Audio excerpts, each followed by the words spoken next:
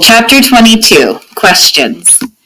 Ted thought about April and her family as he rushed through his Wednesday afternoon chores. He also thought about his town, about Plattsford, Nebraska.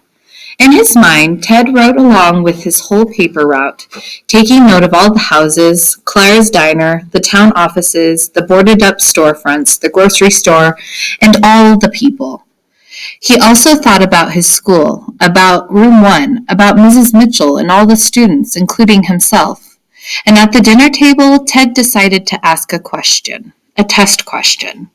He looked at his mom and said, "You know how we hear about huge disasters on the news?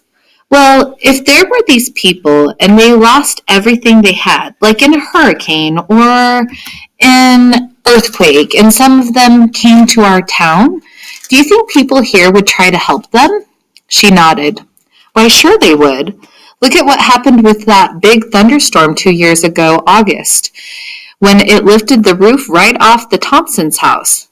The very next day, that family had a place to stay. They had help fixing their house. They had help with getting their winter wheat crop planted. They had more help than they knew what to do with."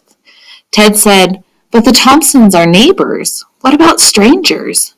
"Shouldn't make any difference. People here are good about helping out. If you can, you help." So far, so good. Ted decided to push the test a little further. He said, "So like, if 2 or 3 people needed a place to stay and everywhere else was filled up, you'd let them stay here a while, right here on our farm?" And his mom said, "Well, why not, for goodness sake? We've got a whole extra room upstairs that I only use for sewing now and then. And we've got the old bunkhouse where the hired hands used to stay. We could take care of 6 or 7 people if we had to. And we could feed them too, couldn't we, John?" Ted's dad made a face at the thought of that, many more mouths to feed, but he nodded and said, "For a while, if we had to." In his room, a half an hour later, Ted felt encouraged by what his mom had said, but he still had a lot of unanswered questions, and one question sat at the top of his list. Are April and her family still here?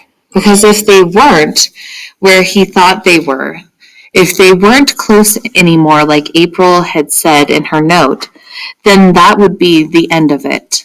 But if they were in town, Ted was going to do his best to try to make them feel right at home.